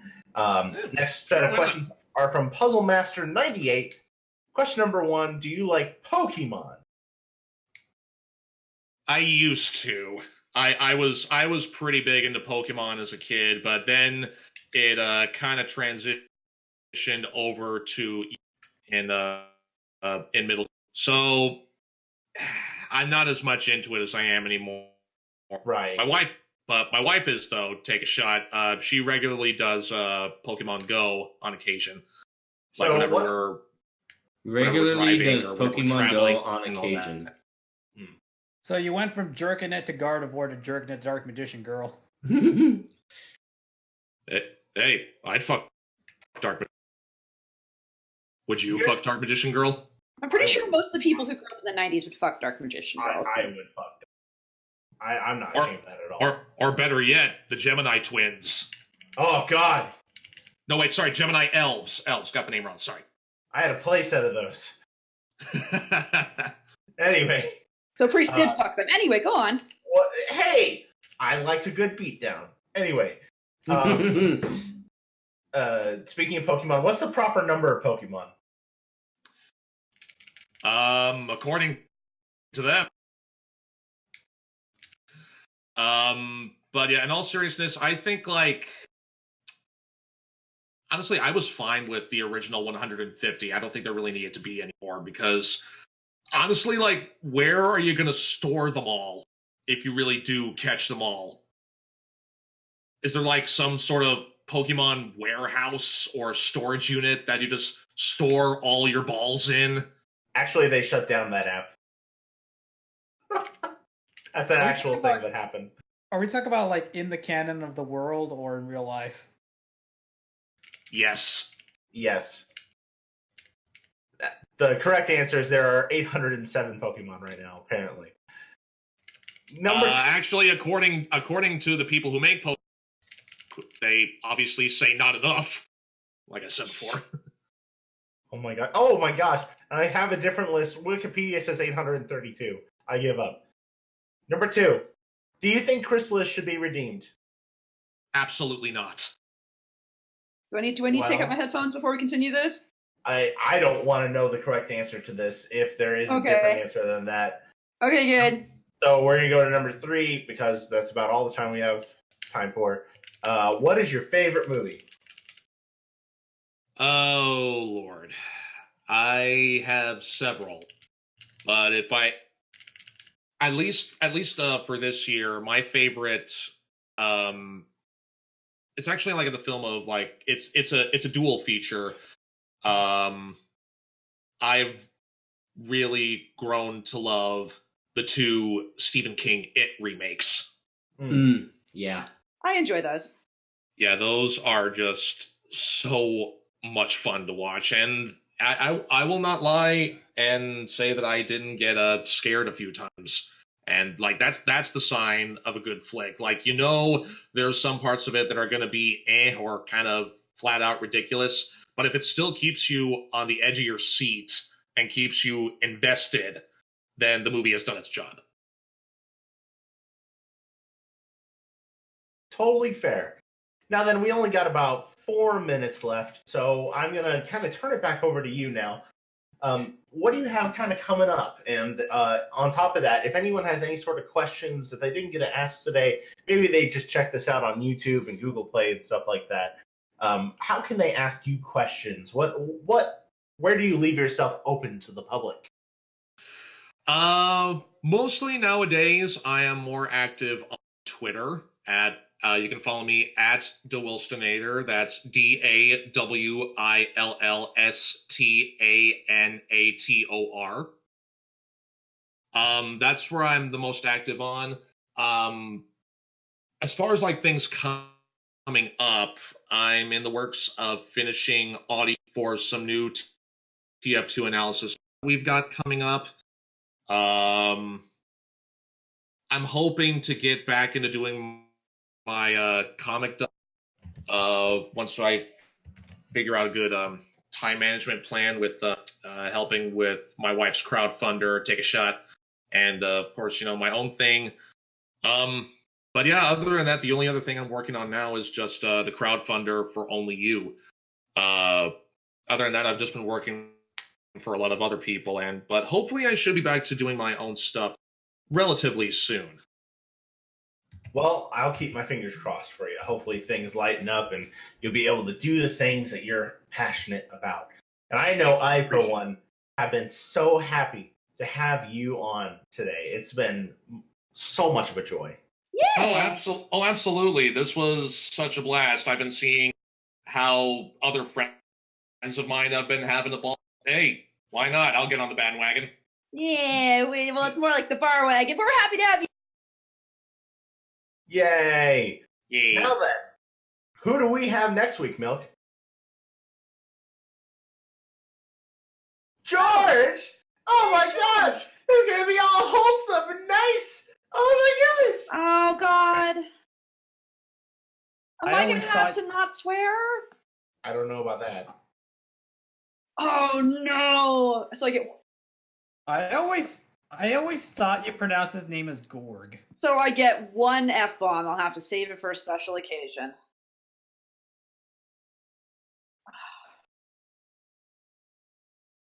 You see, Will let me say the word cunt. I mean, okay, whatever. Okay. But speaking of cunt, we can't go on much longer. So thank you for watching the Barcast. This has been a non-pencil. Enigmatic Otaku. I wish to one day dip my toes on Uranus. Ravage. There was a clicking. Milk. All of the clicking. Our wonderful guest this week, DaWillstanator. Been a pleasure, guys. And I'm a sack of garbage! But See you a nice next sack. week! We like you, though. Oh.